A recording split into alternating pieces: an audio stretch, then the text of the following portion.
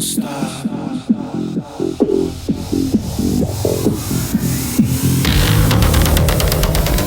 Today, I just finished an interview with a woman named Phyllis, and she has a new book out. It's called America in Therapy, A New Approach to Hope and Healing for a Nation in Crisis. And I thought this was a really timely conversation to have because of all of the craziness and pain that's happening in the world. And I do feel like at times I focus on this too often. I have a news podcast where I do LGBTQ plus news. It's called Listen Up Girl. I do it like 3 times a week. I launch it, and it's like 10 minutes or less most of the time of news. And unfortunately, a lot of the stories are negative. And I, have thought over the past 6 months or so, I guess in everybody's life at some point, they're like, oh, this is the worst time in history for this world or this country or whatever. And, and I've thought about that, like where we are right now with all the anti-trans, anti-LGBTQ laws and policies, and we're erasing pride-colored crosswalks, and we're taking away transgender care across the country today. And, I think about just all the wars that we're having in the Ukraine and in Gaza and Israel, and just how bad this world really is, and how we have these leaders and these governments that just don't care about people at all. And so the conversation I had with Phyllis was really kind of about healing and spirituality, and not from a religious standpoint, but just how we need to kind of shift the world, shift what we're all doing. And, she figured out she had some issues from her childhood, just some childhood trauma that she was able to work through. And she had this divine light that she'll talk about that you'll hear in the interview. And I just think that her interview was just really mind opening. And she gave me a bit of hope, which I talk about at the end of the interview, where, hopefully this world will have a shift soon where it's not so negative, and where we're more in a positive state, and we're not, trying to hurt each other so much or kill each other or being so negative. And there's just so much racism and anti-Semitism that is happening in this world, which, I felt like, I don't know, 10 years ago, we were making progress and we were moving forward in the right direction as a society. And it's really kind of just, it's really upsetting that this is where we are in today's world. But, Phyllis has written this book for one of those reasons, and you can order her book. The link to Amazon will be in the description of this video or podcast that you're listening to. And it's I think everybody needs a little healing at this point in life. And I'm going to order her book. I'll maybe do another show or do a little intro and tell you what I thought about the book after I read it. But yeah, she was a fascinating guest, and her energy was good, and I really enjoyed the conversation. So enjoy the episode, and talk to you on the next episode. Thanks. Hi, thanks for joining me on the Everything and Anything and a Bit Gay podcast. Today, I have Phyllis on our show, and I'm so happy to have you on. Welcome, Phyllis. Well, thank you so much for having me here with you. So you have a really amazing, interesting background, and I love it that you've kind of taken some of your knowledge and you've put it into a book, which I'm really looking forward to talking about throughout the podcast. But kind of let's start at the beginning. Talk to me about, you had some healing that you had to do when you were from your childhood, and that really kind of helped shape your life, right? Like the work that you've done throughout your whole life. So talk to me a little bit about that. Yeah. And, I think that's true for so many people, that what we experience early on in life is such a huge impact, for good or not. And I think many people today, because we talk about like going on a healing journey, it's something we talk about in our culture, at least parts of our culture. So I had some very traumatic experiences as a very little child that I buried, and I didn't remember them. And they just kind of colored my whole life. I felt very unlovable. I felt very black sheepish. Mhm. And I just really tried to compensate by being good and by being a good student in particular. And I really loved learning. So school was kind of reading and school and books and thinking and writing were my Mhm. go-to Yeah. in a good way. It was very helpful to have a place to go where I could feel that connection, which I wasn't feeling so much with other people. Long story short, I joined a spiritual group in the 60s when that was a really big thing. And Mhm. and I had had some spiritual experiences as a child and a young adult that I didn't really have an explanation for, but they were wonderful, like feelings of being filled with divine love and feeling an amazing, powerful connection to nature and sort of stepping outside the limitations of my kind of closed in psyche. And so I joined a spiritual group. I got married. I had 3 children, and then everything just crashed. Okay. And I started to remember some of what had happened to me. And How did you remember it, through therapy, or it just started coming back to you because of the spiritual group, or just in a number of ways. One of the first ways was because I always kept a journal. And there was one day when I was writing in my journal where it just kind of came out of me. Something happened to me. Something happened. I'm not like this. Mm. I'm not in this much pain for no reason. Um, and that was sort of the beginning. And then I was in a kind of a group therapy, I guess you'd call it, session with something that I was involved Mm. in. Then I started having body memories. Then I went to therapy, basically, and was really in a very deep process. And part of it was in journal writing, that I would just keep asking like for guidance. What am I not remembering? And then I would start to have some memories. And it was a very difficult time. But what it did was, first of all, it released some of what was just buried in me that was causing so much, really, just emotional pain and fear. So there was a big release happening. And also, I started to get in touch with more power in myself, having my voice, standing up for myself, because, everything had been shut down and suddenly it opened up. But the thing I really want to emphasize is that, so out of that, I became a therapist. Having gone to therapy, I became a therapist because I really realized so deeply what trauma does to people. Mhm. It really, really devastates your emotional life. And it gave me so much compassion for what people are going through, not just myself and what I went through, but anyone who suffers any kind of abuse in childhood or, in their community, discrimination, poverty, all of the kinds of discrimination that are going on today. And not just discrimination, but hatred, Yeah. their people's differences and, a lack of ability to really feel compassion for the symptomology that many of us exhibit. Mine wasn't overt, because I looked fine on the outside because it was all hidden on the inside. But for many people, it is overt. They can't keep a job. They can't find a good relationship. They're addicted. They're obsessed.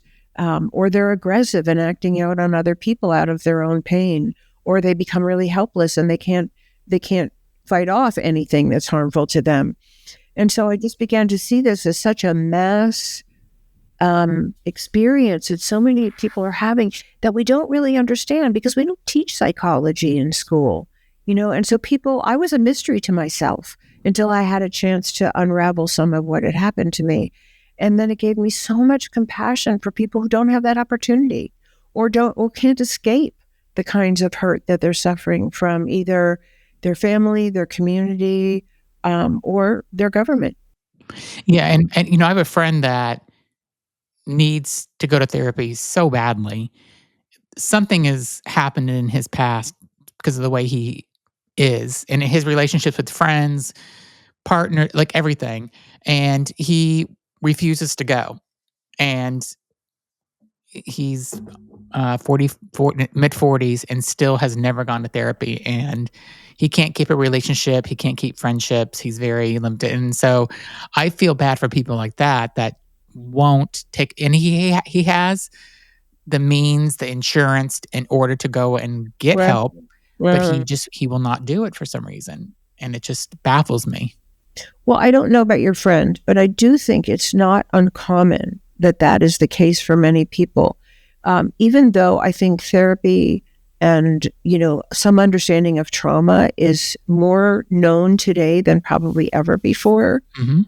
Well, therapy is a new science anyway, but I think we still live in a culture that really wants us to look good. And I think therapy for many people feels like an admission of weakness. I'm not independent. I need you. I don't want to need anyone. I've had people say that to me. I don't want to need therapy. And I'm like, why not? You don't mind going to the doctor when your body's hurting. You don't mind going to the car mechanic when your car breaks down. Yeah. But we have this shame around needing other people. And I think we're really suffering from that as a culture, and probably, for many people around the world. So it can feel, or it can feel like, another thing that I've also heard from many people is, I feel like if I started crying, I would never stop. Mhm. And I don't want to do that. And I've had so many clients over the years, and I know that feeling myself. The tears are right on the edge of your eyes, and you're Yeah. not going to cry, and you definitely don't want to cry in front of somebody else. And people will be like, I'm sorry, I'm sorry, I'm sorry. And it's like, don't be sorry. You're allowed to have your tears Yeah. and your pain. Yeah. Yeah, I think there's a lot of social injunction against actually being that vulnerable. After being a psychotherapist for over 30 years, you must have a ton of lessons that you learned about meeting with different people, and how does it feel to know that you've helped that many people along the way? I mean, do you ever take a moment and step back and be like, I've helped so many people over the past 30 plus years, and that must feel really accomplished. You must feel accomplished and really good about that. Do you ever take a moment to step back and think about all the help you've given people? Well, if I was really honest with you, I would say no. I know, but you should, because it's amazing. Yeah. No, and I'm grateful that I had the profession that I had. I really am grateful for that, because I really, I think having gone through what I went through and doing some of the healing work that I did, and the beauty that came out of that, of feeling like I really was able to get in touch with my most essential self, I just wanted to share that. And I think that really is what happens for people when they have a chance to heal, that they just want to give away what they got. And so it's been more like that for me. And I think, some of the clients that I've worked with over the years who have done really deep work and hung in there and, went through the dark night of the soul and came out the other side and retrieved their most essential self in some way, I just felt blessed to be part of that process. Really, I mean, I felt like I got as much from my clients as I might have given. So I know you have a new book, but you also have two other books that you've written, right? So Right. A Light in the Darkness and Into the Fire. And it's where you kind of trace your personal and spiritual evolution, right? Right. What kind of inspired you to write those books? And what do you want people that are reading the books to kind of take away from them? Yeah, I mean, there's so much that I couldn't possibly say it to you right now. But the first two books I wrote about my own healing journey were really where I came from, how I saw life before I really, there were two things that happened. One was that I went to therapy and remembered some of what had happened to me. And the other was that since I've always been a writer and I kept journals my whole life and wrote poetry and wrote lots of things, and that was my connection to myself. Writing was always my connection. So somewhere in the process of recovering the memories of what happened to me, in my journal writing, I really began to get messages from another source. And I consider it a divine source. The messages were all about what my soul is doing in these experiences and how to begin to transform what I had gone through into some kind of, light and love and reclaiming of my most essential self in the world. Not like flying away to nirvana, but like how to recover and be who my soul really wants me to be in this life.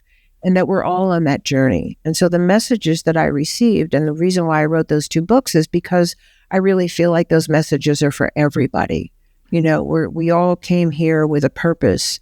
We all came here with something to transform. And there's many spiritual paths out there, of course, with meditation practices and teachings and, values and prescriptions for how to be in the world. And I wanted to share mine, which was really totally loving, never judgmental, never got any messages about hell or sin. It was all, totally embracing and loving. Like, you're not a bad person. You're not flawed. You're here to transform that energy that keeps you small and keeps you from being, I had this experience, I've shared it a couple of times, where I was I think my kids were really small, and I was walking up the driveway. And at that point, I hadn't done a lot of this already. Mm-hmm. And the sun was shining really brightly. And I had this moment of feeling like I know that light is inside me and it can't get out. And I don't know how to get it out, but I knew it was there. Mm-hmm. And I think I was just on a lifelong quest to release that deep love and light that was inside me, that I really believe is in every single person. And if we have the love and the safety and the acceptance, and the really safety is a big one, but love, valuing, and acceptance, and a commitment to work out relationship rather than, X them out or act them out or whatever, that we can give that to each other. And I want to see that for my children and my grandchildren and all the children in the world. And I want to see that for every human being. And it's painful to see what's going on in the world today. Yeah, let's talk about that for a minute. There is so much bad things. The world, I feel, in my lifetime, this feels like, and I'm sure everybody says in their lifetime, this was like the worst time in history, but this feels like a really bad time in history. And, there's so much pain with people. The LGBTQ plus community is, being kind of bashed left and right because of where this country is in the United States, where we are. And just, the wars that are going on, there's just so much bad things that are happening in the world. And, does that kind of inspire you to share your message of what you've learned to maybe try to help people in that way? Well, that's really why I wrote America in Therapy, because I really focus on the psychological part of that. Because, the theme of the book basically is that what happens in an abusive and neglectful family is what's happening in the family of America. That there's a huge power differential. Mm-hmm. And obviously, even in a healthy family, the parents have more power than the children, but they use that power for the good of their children, the good of their spousal relationship. Even in a healthy family where parents have control, more or less, they care about their children having a voice. They set loving boundaries firmly without violence, without shame, without mm-hmm. retribution, without, rigid boundaries that nobody can, adhere to. So there's a sense of the good of the individual is in a relationship to the good of the whole. And it's an ongoing relationship that gets renegotiated, like as children get older and leave the home. And in the family of America, the same dynamics that happen in an abusive family are happening on a mass scale. There's targeting of the most vulnerable. There's excessive use of force. There's inability and unwillingness to hear the voices of the people that are being hurt. And they're often punished worse for having a voice, for demonstrating peacefully, for saying this is not okay with me, mm-hmm. for saying it's okay to be Black, brown, gay, Jewish, whatever, that we're all human beings at our core. We're all worthy of love. We're all worthy of equality. Mm-hmm. And in an abusive family, none of that is tolerated. None of it is tolerated. And that's what's happening in our country. So the theme of the book is really looking at the micro level of what happens in a dysfunctional, unhealthy, or abusive family, and what happens in a dysfunctional, unhealthy, or abusive country. And what can we learn from that? And again, the point of the book is not to blame, shame, even anyone in a position of power, but to say, how can we heal this? Yeah. What does psychology teach us about deep listening, about growing our own compassion, about healing our own wounds so that we don't inflict them on other people? What does it teach us that we could actually apply to a country to heal our human relations here? Yeah. Can I just ask you a little bit about whenever going back to when you said you were walking down your driveway, the sun hit you and you kind of felt this, you felt your light. And did that kind of stay with you at that point? No. Did you have to keep going back and finding it again? Yeah, and I think I really had to go back and do therapy, Okay. and uncover what had buried the light. Because I think that's the tragedy of when we hurt other people, what they have to do to survive. They have to shut something down. Because Mhm. when you're really hurt by another person and you can't escape, or you can't get help, or you can't get treatment, or you can't get rescue, or you can't even get believed, or you can't even remember what happened to you, something in you has to shut down to protect that level of pain.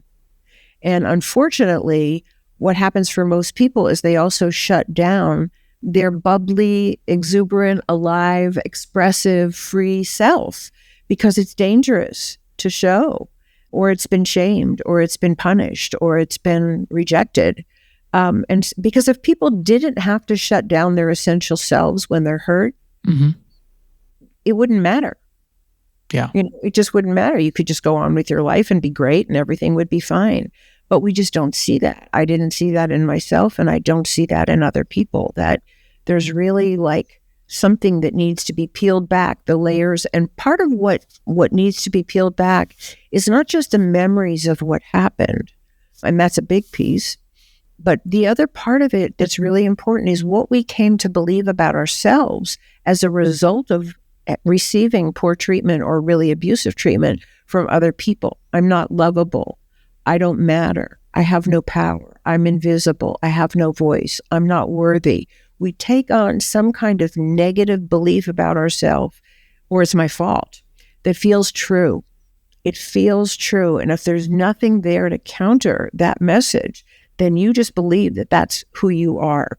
And then you adapt to that. Okay, if I'm unlovable, maybe I become a people pleaser and I desperately try to get other people to love me. Or if I'm unlovable, maybe I just have to hide so nobody will see how unlovable I am. Or maybe I have to become a workaholic to prove to the world that I'm really okay. It could be anything.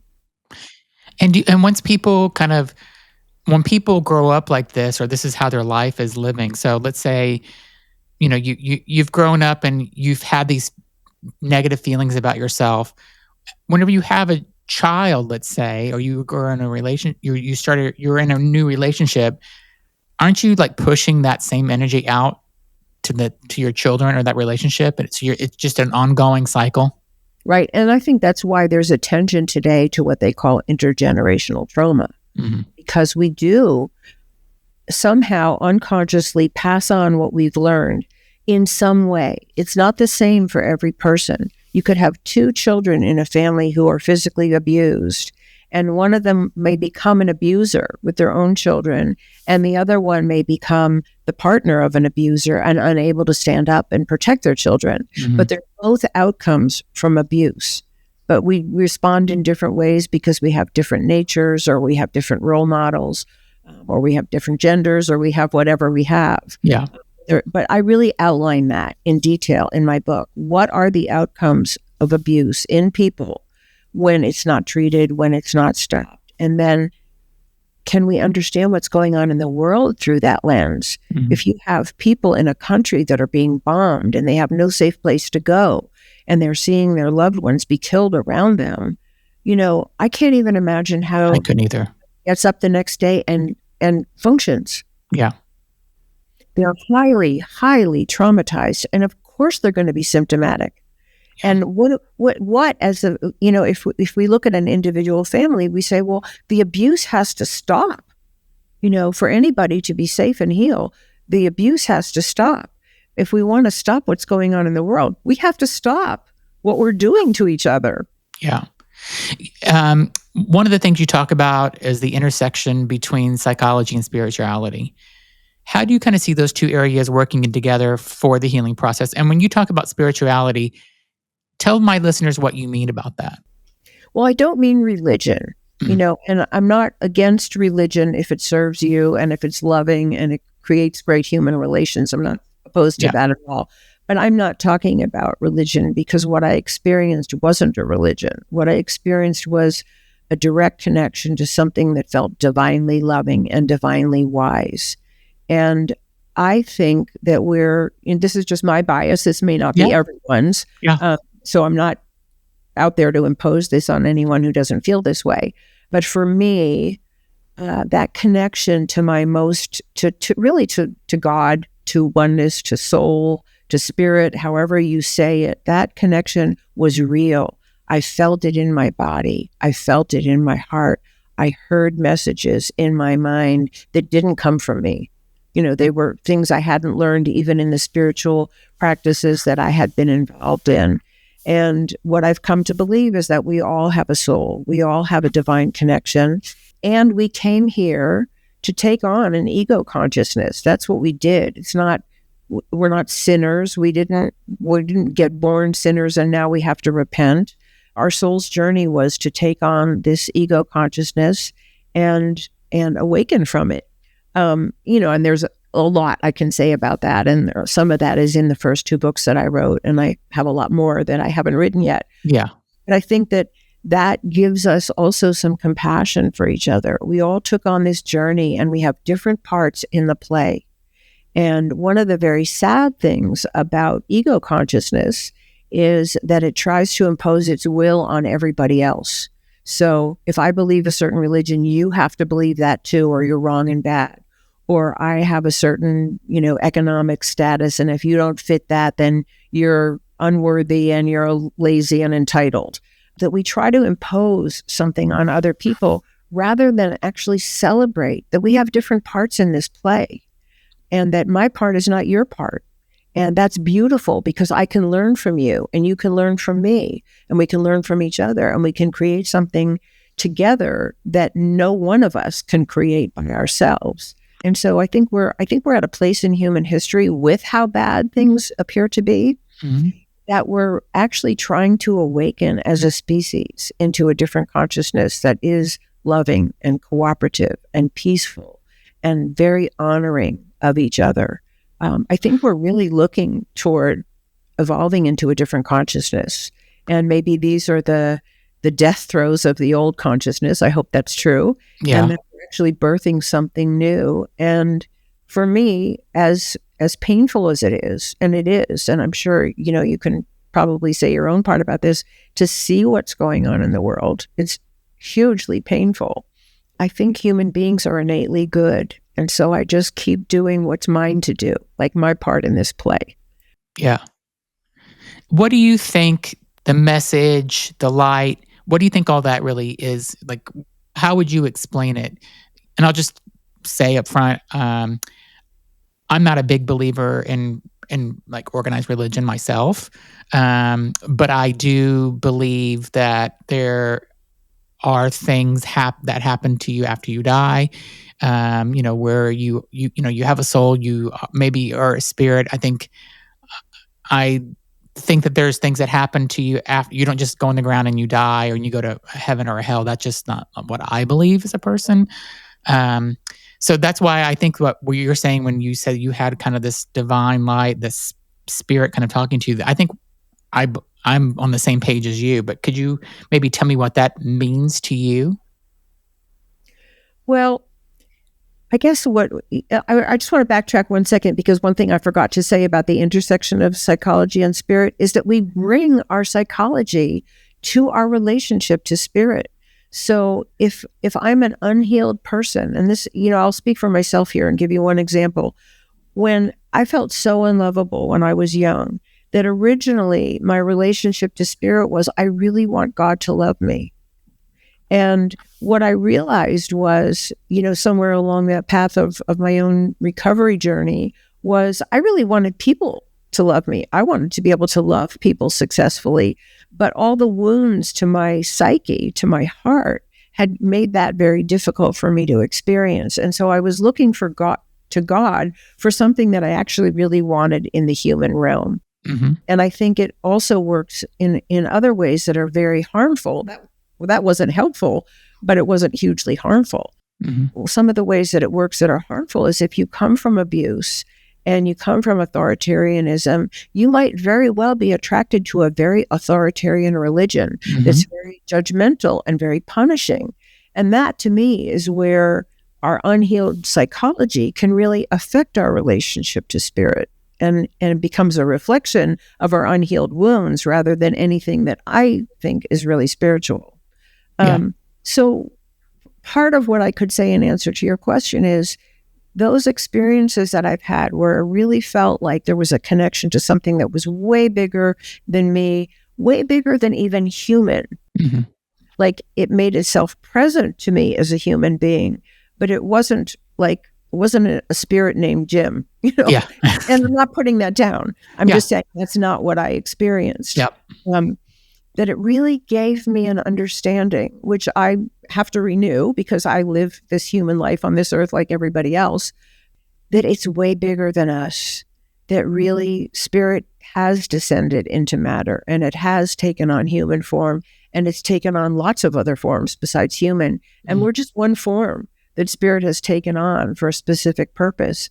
But the universe and the cosmos and consciousness is way bigger than us.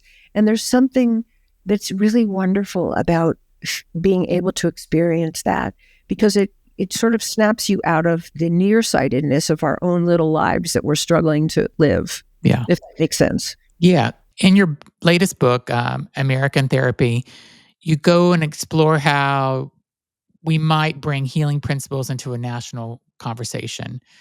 What would a therapeutic nation look like to you? Yeah. Well, many things. Many big things, but I would start with communication. Right now, we have kind of a climate of extreme partisanship, which there's no listening. There's no sitting down at the table and being open to new ideas, somebody else's perspective, other people's pain, other people's needs, other people's beliefs and views of the world. So I think we would start with communication. And I often say that, if you're seeing a couple in therapy, when a couple comes to therapy, they're usually in a bad place, right? They've been fighting or they're at odds or they can't agree on something or one person is super hurt and the other person is maybe acting out. But what's happening, they can't negotiate the relationship by themselves. And they may be on the verge of divorce or they may be screaming and yelling and their kids are becoming symptomatic or they're drinking too much or whatever. And so the first thing you work with is how they're talking to each other. Because most times, most people come, they want to be heard, but they have no idea that they're not listening to the other person. And they don't know how to do it because they're reactive or they're defensive or they really believe they're right and the other person's wrong. And that's all there is to it. But unfortunately, the other person feels the same way. So they're just at loggerheads. And so we really teach people communication skills, nonviolent, peaceful conflict resolution skills, making I statements, listening, digging deeper and hearing not only each other's, version of what happened, but the pain that's underneath, maybe the conditioning that's underneath that has set them up to feel or behave the way they do. And so you open up a space where people can really talk the way they want to be spoken to and listen the way they want to be heard. And America in Therapy would start there, actually there's many places where we'd start, but that would be one element of it. And we don't see that happening. The role models for government communication are all, stonewalling, not listening, sometimes very overt, insulting of each other and put down. And these are things that people don't want in their own homes. These are things that wouldn't be tolerated in a schoolroom. These are things that wouldn't be tolerated in a business. But somehow we're tolerating this at the highest levels of power. And I think that's part of our symptomology that we need to just call out, not in a blame shame way, but like, this is never going to work. These are the seeds of war. This is how people come to war. This is how they come to blows in their own homes. Yeah. So that would be one thing. I talk quite a bit in my book about some very important paradigm shifts that we need to look at. Well, the other big one, let me just say, is our history. When people come to therapy, they look at the conditioning elements of their childhood. What did they learn from their parents? What were the rewards and consequences for different behaviors? What were the expectations? How did their parents deal with conflict? Were they valued for their individuality? Was it safe in their home? So we look at their history, and we need to do that as a country. Apart from the Native Americans who were here, everyone that lives here is an immigrant. Yeah. And many of the original immigrants came from poverty. They came from war. They came from religious persecution. And over the years, many people came for those same reasons. And not everyone. Some people came for adventure or, wanting to strike it rich and whatever. But we brought a lot of trauma with us, and we inflicted a lot of trauma on Native Americans and Black people in particular, but many, many people, that women and the disabled and the LGBTQ. And, we have continued to victimize people the way we have not healed our own victimization from our earliest roots. And I think we really have to look at that. And it is something I just want to emphasize quickly for a moment, because in therapy, it's not all about what happened to you that hurt you. That's really important. And it's really important to address those wounds and really help open them up and heal them. But most of us have also hurt other people, maybe inadvertently, maybe we didn't mean to, maybe we were totally unconscious, or maybe we meant to. But most of us, out of our own hurt, have hurt someone. And that's harder to look at. Yeah. I think as a country, we really need to look at that. We really need to look at the people that we've hurt, not just here, but around the world. We're not just victims, and many of us have been. So, but again, you look at that with compassion. You look at that with a desire to heal, not blame, shame, and punish. So for people that are kind of experiencing pain, feeling disconnected, what's one kind of the first small step that they can do to kind of begin their own healing journey? Well, if you have access to, a professional to talk to, I think that's a really good road to take, but that's not true for everyone. And it's not also something that everyone wants to do. But if you do, I think it's a really good place to start. It might just be like looking at the relationships in your life. How many of the people in your life actually make you feel good? Do you feel good around? Do you come away from the interaction feeling seen as, a good person, or for your essential self, or for your gifts? Because I went through that. I had a big group of friends when I was going through therapy, and I realized that a lot of the people that I was friends with were recapitulating for me some of the negative messages that I had already internalized about myself. And I really made some selection about who do I actually feel good around? Who do I feel values my company? And who do I feel like I value their company? Because those are the people I really want to hang out with. And I don't mean be mean to people or reject people, but like really look at what's healthy for you. And did you weed people out? Yeah, I did. I did that too. I just did that when I turned 50. I ended up doing that. Yeah. And it was a very natural process. It's like, oh, this doesn't feel good. I'm not going there again. Yeah. And I'm more selective now on who I don't want to say enter into my circle. I have less friends now because of it, but the quality of the friendships that I have are much better. So I don't know, when I was 50, I just ended several major relationships of people that I've known for, a decade or longer in some cases. And I just said, this person isn't who I want in my life anymore. And part of it for me, and I wonder if you experienced this too, was that I saw myself as one down. I didn't say that to myself. It wasn't something that I had been aware of, but I related to myself as if I was one down from other people. And so I tended to attract friends, some of them, who were one up. Because how does it work? You attract people who are going to reinforce what you already think about yourself. We do that unconsciously. And so those were some of the relationships that I had to leave, because when I was no longer willing to be one down, the relationships fell apart. And that wasn't, some people I just let it fade away. And now I don't have any friends in my life who I feel one down from. I really feel like that's amazing. Like we're equals. And like you, I have less friends, and that's okay. Yeah, I'm okay with it too. Yeah. So you talked about, you have a lot more to say. What's next for you? Like, what, you have another book that you've already started, or more books that you're starting? Like, what are you thinking about next? I have an idea for a book that I haven't started. Okay. Because I'm like, I think I put so much into this last book that I sort of need some rest period before I undertake anything else. But the book that I envision would be some way to bring the psychological and the spiritual together and really talk about them in a way that one of the things that I learned from the guidance that I received was a lot about the chakra energies and how they apply not just to us as individuals, but to the world scene. And I really want to write about that, among other things. So that sort of brings the spiritual and the psychological together in a very powerful way. Because I really think that I really think that in our ego consciousness, or our personality consciousness, or whatever you want to call our culture, we've separated spirit from psychology, and I don't think they're separate.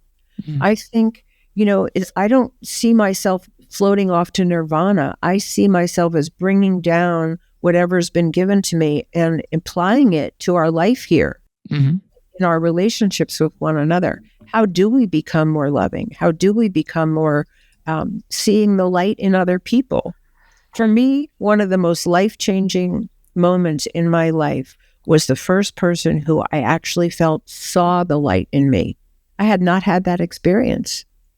Who was that first person? It was the first spiritual teacher in the group and I really had, it was phenomenal experience.